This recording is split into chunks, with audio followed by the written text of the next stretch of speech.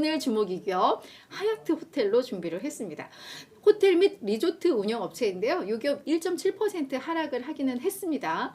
자, 근데 번스타인의 리차드 클라크 애널리스트가 뭐라고 이야기를 했냐면 이제 럭셔리 여행의 수요가 급증하고 있다. 그리고 요즘 키워드는 경기 침체에도 럭셔리는 살아남는다 이잖아요. 그래서 이제 그런 관점에서 이야기를 하고 있는 건데, 그래서 올해 요 하얏트가 최고의 또 선택이 될 수 있다. 호텔 중에 최고의 선택이 될 수 있다. 이렇게 말씀을 해주셨습니다. 제가 지금 수피아님 거 보다가 요걸 보면서 제가 뭐 번스타인 요 애널한테 말씀을 해주셨습니다까지 할 필요는 없는데, 네, 수피아님 댓글보다 이게 좀 혼용이 됐습니다. 네, 수피아님도 노안이시라고 얘기를 하시네요. 근데 너무 슬퍼요. 저 옛날에 진짜 회사 선배들 막 안경 위로 올리거나 막 이러거나 하면 정말 왜 저러니, 진짜 왜 이렇게 없어 보이니 막 이랬는데 이게 어쩔 수가 없더라고요. 그래서 제 옆에는 20대 젊은 또 PD가 앉아있는데, 이 친구는 지금 저를 보면 이해가 안 될 거예요.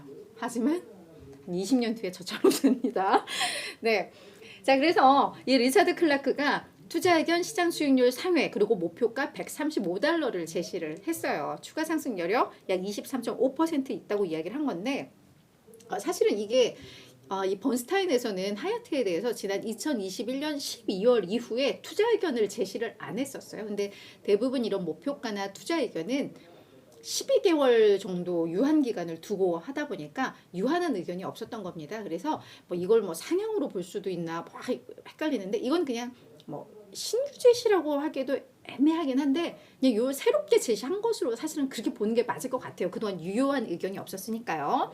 자, 그럼 이 하얏트 호텔 우리 그냥 많이들 활용하고 하니까 그냥 뭐 가볍게 좀 넘어갈게요, 오늘은. 그래서 1957년에 설립된 호텔과 리조트 업체라고 보시면 될 것 같고, 현재 69개국에 진출해 있고 1360여 개의 호텔을 운영하고 있는 걸로 알려져 있습니다. 이 호텔들은 객실 수를 또 매우 중요시 하더라고요. 그래서 이 매출을 또 객실수로 나눠가지고 객실당 매출, 이게 또 호텔을 보는 주요 투자 지표이기 때문에 객실수도 꼭 표현이 되는데 35만 약 200개의 객실을 운영을 하고 있다고 합니다. 근데 이 하얏트 호텔은 브랜드가 한 26개가 되더라고요. 그래서 우리가 아는 하얏트 리젠시, 그랜드 하얏트 외에도 리조트 관련된 브랜드들도 되게 많고, 이래서 우리가 이게 하얏트야? 라고 싶은 것들도 하얏트인 브랜드가 꽤 많다는 거 그냥 참고로 아시면 될 것 같고요. 하얏트 호텔의 집중 타깃 고객은 이런 럭셔리, 돈 많은 고객이겠죠, 그냥. 그리고 비즈니스 고객을 좀 타겟팅으로 하고 있다, 이렇게 이해를 하시면 될 것 같고, 브랜드 포트폴리오를 좀 보면 이 고급화한, 럭셔리화한 이 브랜드가 하얏트 리젠시와 파크 하얏트, 또 그랜드 하얏트, 요게 이제 럭셔리 브랜드로 좀 집계가 될 것 같고요. 그냥 현대화한 요 호텔 브랜드는 그냥 하얏트입니다. 그리고 기타 하얏트 플레이스나 하얏트 하우스, 하얏트 레지던스 클럽들이 있는데 장기 투숙객을 위한 게 하우스고, 그리고 렌탈 리조트, 이게 레지던스 클럽 이렇다고 해요. 그래서 이 밖에도 상당히 많다라는 거 좀 정리하고 넘어갈게요. 자, 그러면 이 번스타인이 왜 하얏트에 대해서 매수를 하라고 했고 목표 주가를 꽤 높이 설정을 했을까? 럭셔리 숙박의 대명사다. 그래서 올해 매출이 가속화될 수 있다라고 이야기를 하고 있습니다. 올해 대형 호텔 중에서 이 매출 성장이 꽤 차별화될 것으로 예상을 하고 있는데요.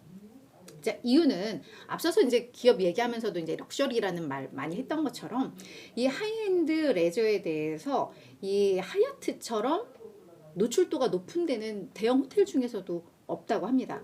그래서 이 객실의 33%, 그러니까 하얏트 전체 객실의 33%가 이 럭셔리한 객실이고, 그리고 수익에서는 절반 정도가 여기에서 좀 나온다고 합니다. 그러니까 특히나 이 수익의 절반이 그렇다라는 것은 이 기업이 객실의 어떤 비중 대비해서 수익의 비중이 더 높잖아요. 럭셔리에서 나오는 게. 이 얘기는 높은 가격 결정력이 있다라는 거죠. 그죠? 그래서 각 객실당 높은 단가, 객실 단가를 해도 잘 팔린다라고 이해를 할 수 있는 그런 대목일 것 같아요. 그래서 지금은 이 럭셔리 호텔에 대한 수요가 많이 늘고 있다고요. 근데 저만 봐도 저는 이제 저는 그냥 범대중이잖아요. 범대중, 중산층.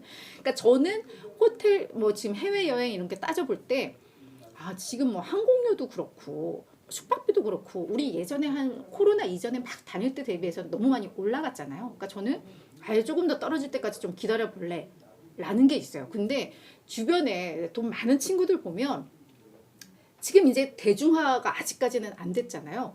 그러니까 지금이 때다 해서 엄청나게 이런 럭셔리한 여행들을 즐기더라고요. 그러니까 지금은 딱 고들이 실제로 많이 늘어나고 있기 때문에 그러니까 이 럭셔리의 포인트를 맞춘 하얏트가 이제 수혜를 볼 수 있다라는 게 그래서 좀 나오는 것 같아요. 게다가 지금 이제 잠재적으로 경기 침체에 대한 우려가 있는데 그렇지만 이 럭셔리 여행의 수요가 늘고 있기 때문에 이것을 상쇄할 수 있다라고 이야기를 하고 있습니다.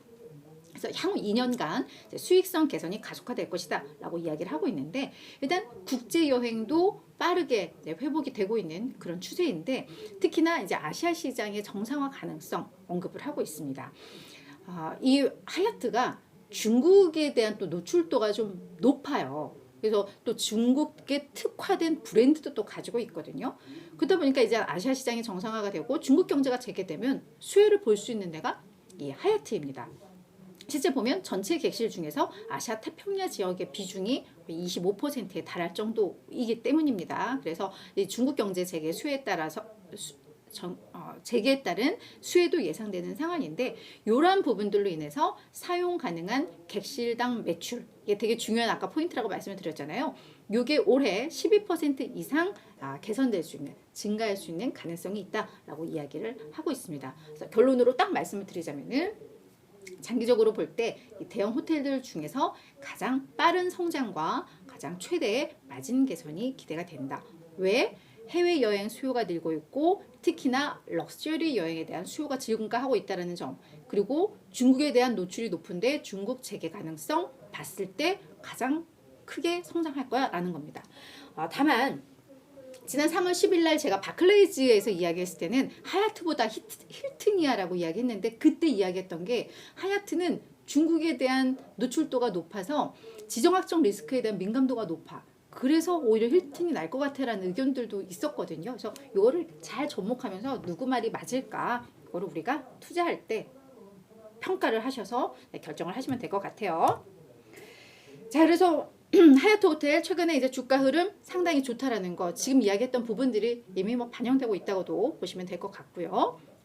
19명의 애널 중 9명이 매수 의견 유지하고 있습니다. 약 47%고요. 평균 목표가 124.7달러로 상승 여력 14% 정도 있다라고 보고 있습니다.